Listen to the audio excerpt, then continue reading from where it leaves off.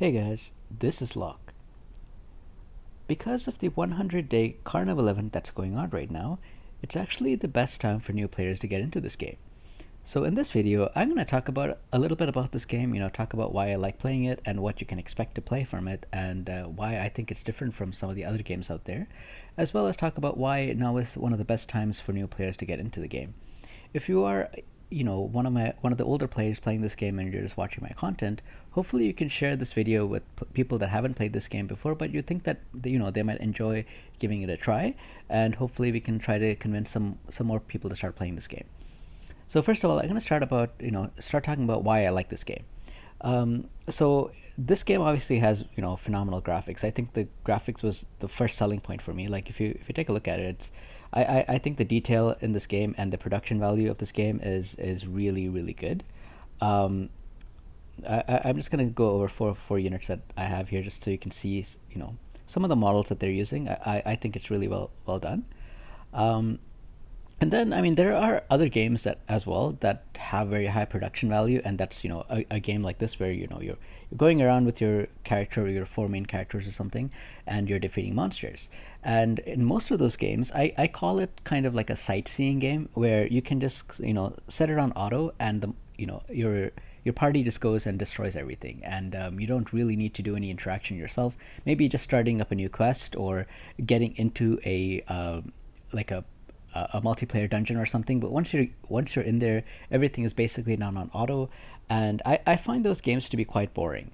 So I'm not really into that. But at the same time, if you look at games like Genshin Impact, that doesn't have any auto at all, and I don't have the time to be playing, like sitting down and playing something like that all day, right? So I'm ideally looking for something that's a mix of both, where it has some auto capability, but it also has content where I would actually manually play, and I would need to manually play, otherwise I would just get bored of the game. And I feel like this game is a good mix between the two. So I can auto a lot of content. Like there's a lot of story content, especially when you start. You'll be doing what's called the easy mode story. A lot of the stuff, especially like the monsters that you're fighting along the way, like all these monsters, they're easily autoable. But at the end of each chapter, like right now there's 12 chapters, but at the end of each chapter there is a huge boss. Like right now it says Subdue Shane, which was the boss for chapter 12.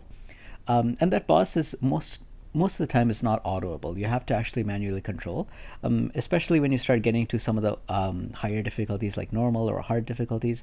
You definitely will not be able to auto the boss at all. You have to actually manually play it. Otherwise, you're gonna have a very hard time. You need to get um, your party like extremely highly geared to be able to auto it. And even then, like there are these multiplayer raids, you still won't be able to auto it. Like you still need to pay attention. You need to avoid things. You have to bring your own party. You have to avoid the boss's attacks. You can't manually play it. So it's a good fit for me because most of the time I can farm what is called these maps. I can run one of these and just farm it uh, for like a couple hours at a time or something like that. And when I really need to play, I can just go in and play the content that I want to. Like I can do some multiplayer raids, or I can take on a boss fight. Like I can set aside like I don't know 30 minutes or something to tackle this boss and figure out a strategy to beat it. Because each boss also has like different attack patterns and something that you have to familiarize yourself with before you can attack it. So that's one thing I really like about the game, that it's not 100% auto. I can't. It's not a sightseeing game. I have to actually be involved in playing it, especially for the more difficult content. Secondly, in a lot of games there is a wide roster of characters, but usually I just stick to like four or five. Right? If I get a newer unit that I really want to use, I stop using an older unit and I focus on the new unit, something like that, right? But in this game, there's a lot of like horizontal progression. You really want to bring a huge roster of characters up. You won't be able to use the four same units everywhere. You need to bring a lot of them up. Um, and some of the units that you really need to bring are actually lower tiers as well. Like for example, some of these green tiers, which is very easy to get, units like Adele or Galihan. These are units that you really need to bring for some boss fights because they bring a resistance that you need. Like for example, he's bringing burn resistance. So regardless of how good your tank is, if you don't bring him, And typically, if you're bringing him, you're going to have him as your tank. If you don't bring him, it's going to be like very, very, very difficult to fight a boss that does this burn kind of damage. So you can't just bring, if you pulled a very good tank, you can't just only raise the tank. You need to also devote some resources to him as well. So you really need to have like some kind of a horizontal progression in your game, to get far. And I really like that about this as well, because in most games, it's just the same four characters that you're using. You don't really care about the other characters once, and you especially don't really care about the lower tier characters once you get better ones. But in this game, it's not like that at all. You have to still bring the older ones, and a lot of the older ones also have some very special effects as well. Like for example, Shay, each unit has something called an ultimate, and what Shay does is she's able to increase the ultimate gauge of all the other units a lot faster. So if you want to go for a pure DPS build, sometimes it would make sense to bring Shay, because she's going to get all the units to use their ultimates really fast. So, but she's still a blue unit. She's not a red. Red is the highest tier, like a legendary tier. Blue is a rare tier, which is significantly easier to get, and she is a blue tier. One of the best tanks in the game for PvE is this blue tank, Cade, because he has a special skill and a special build that lets him chain the skill, which drastically reduces the amount of damage the boss will do to you, and you can keep chaining the skill over and over, and he's the best for this. There isn't even a legendary version of this that does the job better than Cade. So there are blue units that are, that are really good as well, and you can use them. And so that's what I like about this game. Like, it's not just these are the four best units. Maybe in Arena, and especially once you start getting to certain metas, Arena is like the PvP aspect of the game. Maybe then there'll be like, okay, these are the four units that you want to bring, and these will most of the time always win, things like that. And that's a different story. Like, especially if you're starting now as a newer player, it's going to be harder for you to reach the top end of PvP. So I'm kind of ignoring that and just talking about the PvE. And at the PvE side, this is one of the best games. Like, the content, the graphics, the mechanics, I really like it. I think it's really well done. One other thing that I want to mention, a lot of the people that know me from before I started playing this game, I used to play a game called War of the Visions. If you pull a new unit in that game, it takes you a significant amount of time to actually get that unit to scratch. Like, if you're not spending any additional resources, if you're not spending any additional premium currency, it'll take you close to like 6 months to get this unit to max level, if not longer. And then you can finally enjoy it at its full potential. In this game, for legendary units, like the red tier units, you can actually max them out in less than 2 months, in 55 days, and within like 3 days, they're already usable, right? Because it's not linear. It doesn't go from like level 1 to level 50 in the same increments. Like level 48 to 50 will take you 5 days, but level 30 to 36 will take you like say 3 or 4 days. You can do it very easily. So within like level 36, the unit is already capable of going into a lot of places. You can take them in dungeons, raids, and all kinds of story content. So you can get a brand new unit to scratch in like 3-4 days, like up to scratch, that you can use in 3-4 days, and within 55 days, you will already have a maxed unit that you can use, everywhere. For some of the best units in the game, which are called L plus, which is a rarity over L, it'll take you twice as long. It'll take you 110 days. But even at like level 40, they're already very, very powerful. They might be even as powerful as some of the legendary units, like the normal legendary units.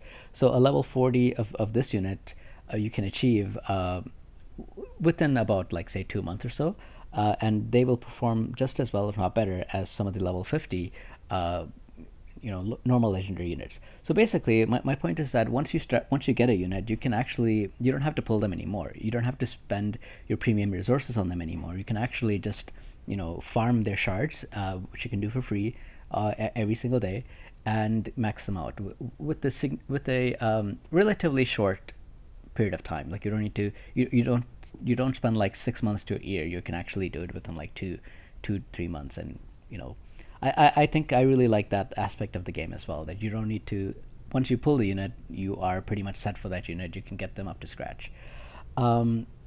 So that's a bit about this game. I hope I've kind of convinced you to at least give it a try. Hopefully, the things I've said about the game are things that you like. And if you're looking for that, the reason why now is the best time to start this game is because of this event. Um, now, for older players, some of the rewards, like down here, is different. The newer players actually have even better rewards than this, but the rewards up here should be the same for everyone, especially this last reward here, which is why I think you should play this game right now if you're thinking of playing it. You get a selected Legendary Plus Hero ticket. And what that means is you can choose which of these four units you want, and you should choose this one, Elena Sword Cosette. She is the best DPS character in the game, and even on the Korean version of this game, which is 1 year into the future, she is still the best unit in the game. She is a release character, and she has such a long shelf life. She will make your progression so much easier. Like there is a lot of content, a lot of dungeons that I can solo with her, but there's no reason to solo. You can do it, with her and your tank and your healer. But just having her is a huge boost. And since they're already giving you, since they're giving basically the best character in the game to you for free, you should take advantage of it. Um, every day for the next 7 days, these quests will unlock, and probably by like say 10 to 15 days, you should probably be able to do all of these quests and have 90 stars. And once you have 90 stars, you can get her. And she is the best DPS in the game. There's really nothing else I can say. Like it's a big deal that they're giving her to you for free because she's just that good. Um, like I don't know when I have words to stress how big of a deal it is, but if you really want to try this game, I highly recommend trying it now. Get her and start playing with her because she's just such a powerful character. The second reason why this is such a good time to start right now is actually this thing right here, which is giving you a Legendary Plus accessory. Now, these accessories have very powerful effects, and I can actually, I'm going to make another video for the veteran players talking about which earring they should choose. But for newer players, I highly recommend choosing the Earrings of Immortality, which will give you a revive for one of the units that you equip this to. Basically, once they die, they will revive again with 20% HP and a shield, and all their skills will be off cooldown, so they can cast them again right away. This is especially good to put on a healer because as soon as she revives, she can heal herself and the rest of the party, and your healer Karen actually is able to revive others as well. So by having this on your team, it'll significantly make your make it easier for you to just do a lot of content. So the combination of this accessory and basically the best DPS in the game is why I think everyone should, if you're going to start playing this game, I really highly, 120% recommend that you play it now because this is one of a kind event, and that they're giving out this event only 100 days in, where I would have expected something like a year or something before I see an event of this caliber, that they're giving it basically to players for free. You don't have to spend any, you don't have to summon it, you don't have to go for a special banner. It's just given to you for free as long as you play the game and do all the quests. It's a huge deal. They also give you quite a few other things as well, which is also great for newer players. They give you 100 hero summon tickets, 100 pet summon tickets, and 100 equipment summon tickets as well. And this map is basically how you farm for gears and stuff like that. You can actually kind of ignore it until you get to the at least the normal level difficulty. So there's a bit of time for that. So you start playing, and you won't get to it until probably the 6th day anyway. So you have some time to worry about that. But right now, I mean, having all the other things that I talked about is a huge deal for new players. And if you have 100 tickets, you might wonder, like as a new player, is there anybody I should reroll for? And the answer is actually no.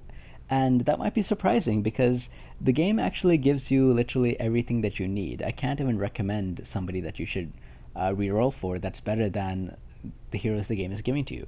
So let me talk about the heroes the game gives you for free. Karen, you get on the 7th day, and she is the best healer in the game right now. She is also the only person that can revive your whole party. She is used in every single multiplayer dungeon because somebody always has to bring her. The dungeon basically cannot be done if you don't bring her, except for one particular dungeon where you're just trying to brute force the boss. But I mean that comes a lot later. But once you get her, you will basically be using her everywhere. She'll be your main healer, and she's given to you for free. In the Korean version of the game, where she was not given to you for free, a lot of players would reroll to try to get her. but in the global version, you don't need to do that because she is given to you on day 7. Another unit that's given to you for free is Rachel. Now, when I started, I didn't have a better DPS, so she served as my DPS, and she does do a pretty good job of, she does some high damage. However, what she also does is she provides significant debuffs to the boss. She will decrease the boss's defense, and she will increase the damage that the boss takes. So when you combine that with Cosette, that you're going to have for free, Cosette's damage potential is going to increase even more. So she's actually able to do even more damage to the boss because of this unit that you have in your party, which is going to be given to you for free. You get this unit when your account power is over 200,000. You can see right here it says this unit's account power. This unit's combat power is 34,000. From all your units, once they reach a total of 200,000, you are given Rachel for free.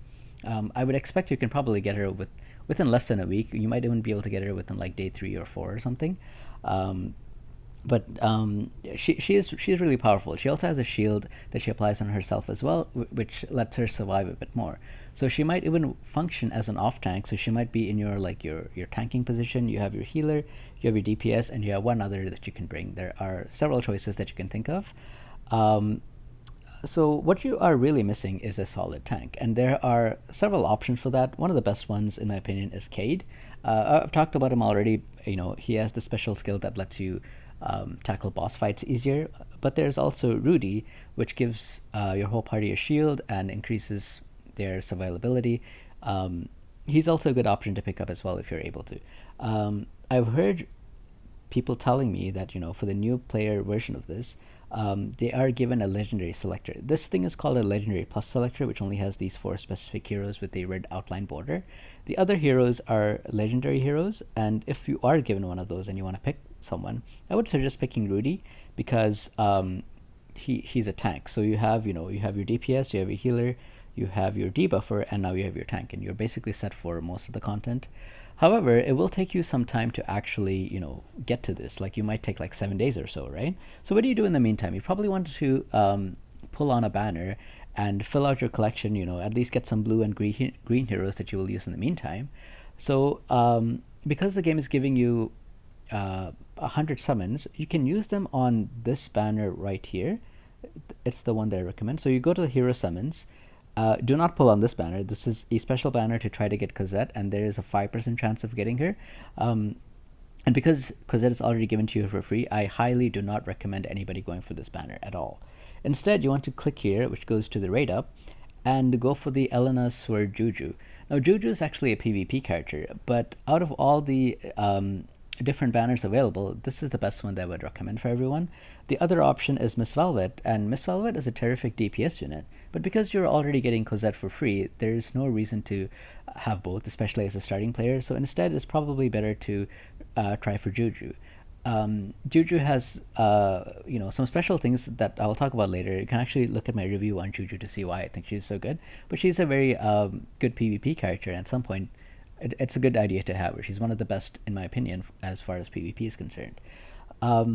But when you're using one of these banners, these red banners, you want to really fill it up to 140 at least. You want to have enough summons to get to that, because if you don't get to that, if you only get to, like, say 90 and the banner is refreshed and it's a different banner, you lose all your progress. If you get a legendary unit before you reach 140, that bar will reset, so then you don't really care about filling it up again. As long as you basically want to at least get one legendary hero from this, right? But while you're pulling for this, you will also get a assortment of different blues and green heroes that you will use as well. And I think it's a pretty good idea to pull on it and get started, especially with the 100 summons that they give you. So with the 100 summons, you basically need 4,400 rubies to hit that PD of 140 pulls. Something else in the game that, as new players, you really want to start focusing on is this thing called Soulstone Quarry Dungeon. So you really want to get to tier 10 as soon as possible. It might not be possible for like a week or two, but as soon as you can, you really want to get to it. And with having Cosette in your party, you're actually able to do this significantly easier than other players did when they started out, because she basically does so much damage. Pairing her with Rachel basically lets you do this very, very easily. You can do Karen plus Rachel plus Cosette, And it doesn't matter what the fourth one is. I'm sure with those three, you are going to have a very easy time doing this dungeon. But as soon as you can do this, you're basically going to be able to get the Soulstone shards. And with the Soulstone shards, you can buy um, shards of the units that you want. Like, for example, let me just show you quickly. When you go here, you can buy shards of whatever unit. You can buy 2 a day. So if you're able to do the tier 10 every day, you can buy, you get 40 of these shards, which you can buy 2 soul stones of a unit of your choice with.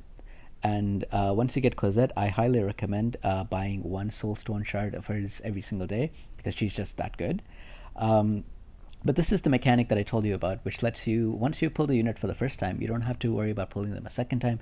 You can actually just farm their shards easily, and max them out within a relatively short period of time, once you're able to do that Soulstone query. And because they're giving you Cosette and Karen and Rachel for free, you're actually able to hit that relatively fast. So, I hope you guys enjoyed this video. If you are watching this and you're already playing this game, I would ask that you please share this video with your friends that you think might play this game. Um, Let them know that this is literally the best time to start playing this game because of the rewards that they give you from this event. I think this was actually, like, they're trying to attract a lot of newer players to come and play this game. And as far as PvE is concerned, I think this is actually one of the more generous free-to-play kind of games for PvE content. For PvP, of course, like, the more you spend, the better your unit will be. You want to, it's for PvP. It's not really a matter of how long will it take me to do something. It's the faster, like, I'm spending to basically progress faster in the game, right? So that's what I'm spending on. So you can't really compare a free-to-play versus a paying player when it comes to arena, because obviously they're going to be miles ahead of you in terms of progression. But for free-to-play players, this is for like the PvE content, I think this is a very good game, and it lets you. It's challenging enough that you need to spend some attention while you're doing it, and I really like some of the mechanics and obviously the graphics as well. I think it's really well done. Um, One other thing, like, if you're looking at it and saying, well, this game has been out for 100 days already, if I start, I'm going to start at a disadvantage. As far as the um, PVE is concerned, it doesn't really matter because of the unit that they're giving you. Because they're giving you Cosette and Karen, you're actually able to progress fairly easily and catch up with the PVE players, with the other players in the game. Obviously, you're still going to be behind because you have to start. You need to start farming your gears, you need to start farming your potentials, and so on and so on. So of course you're going to be behind, but the time it'll take for you to catch up to us is going to be significantly reduced because you're given Cosette and all the stuff that's coming from here early, especially this thing, which a lot of players didn't have for like 2 months into the game. They didn't have a single Legendary Plus accessory. As far as PvP is concerned, some of the meta, like the top tier units that are in the game right now, is this guy Valder and Ming, and they're going to be units that are being released within the next 1 to 2 months that are going to be replacing these units. And when I say replacing them, like, if a person pulls them, they'll start at level 30, and it'll still take 110 days to get them to level 50. So I might have like a level 48 Valder right now, but I will probably need to replace them. Uh, with whenever the newer units are released. And so if you don't have Valder, you don't need to get him. You can now get the unit that will replace him that's going to be released later on. So the gap between like a day one player and a new player, of course it's going to exist, and of course it's huge, but it's going to be getting closer because of the newer units that are released that are going to be a lot more powerful than the existing ones. And you will have the same chance to get them that we do, because they'll be released in, I'm assuming, 1.5 months. So of course you'll still be behind. You're a new player, you're starting 100 days late, but the gap will be getting closer sooner than you would think, especially sooner than most other games that I've played. That's my opinion. So I hope you guys have enjoyed this video. I'm going to stop rambling now. If you guys have questions, if you're a new player and you don't understand something, leave me a comment below and I'll do my best to help you guys out. And if you're an older player and if there's some specific piece of advice that you want to give to the newer players that I did not cover, please leave it in the comments as well. And hopefully they can take a look and read your advice. But that's it for me for now. So I hope you guys have a good day, and I'll see you guys next time. Take care now.